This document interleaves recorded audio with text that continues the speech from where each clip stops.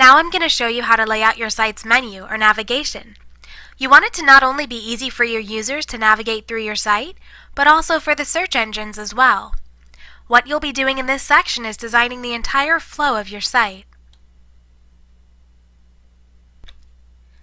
Laying out your site's navigation, or nav for short, gets done before you write your content or add any pages to the site.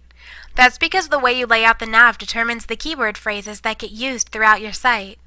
You want to make sure there's a page for each major search term, with a bare minimum of 10 pages of content on your site, but more is always better when it comes to content. You're welcome to start with more than 10 if you'd like to, or you can add them in over time. There are a couple different parts to the navigation. There's the category pages, which are those that show up as buttons on the nav, like you see here, and then there are the subcategory pages, which are what you see when you hover over a category button, like these here that drop down. You'll be giving each of your category and subcategory pages titles that are the focus keyword for that page. That means that the page title for each page will be the exact phrase that you want to get your business found for, a term that's highly searched and that'll get used throughout that page of content. When you're ready to get started on the layout, go ahead and open up a blank spreadsheet on your computer. That's usually the easiest way to do this, but if you prefer pen and paper, you're welcome to use that instead. Now you can pretty much just copy and paste our sample navigation here into your document, and then go through and replace our placeholder text with your actual page titles as you go, and rearrange it as needed. You'll be prioritizing your navigation in terms of which keywords are the highest searched by users.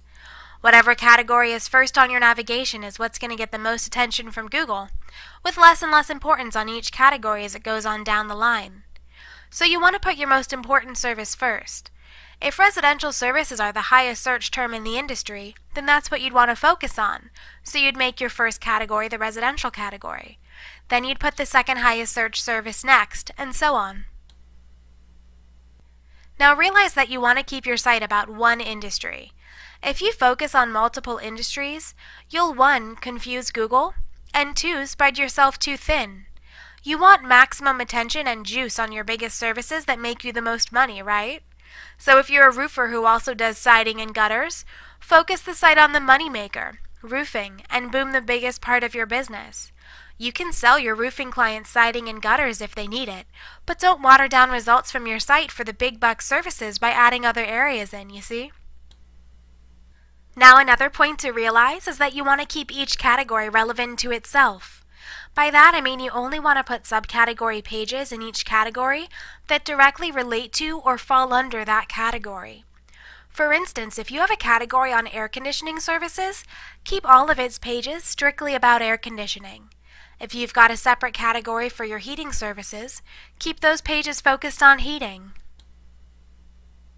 You might want to do a rough layout of what you'd like each of your categories to be about and your subcategory pages, and then in the next video I'll walk you through giving them their exact names.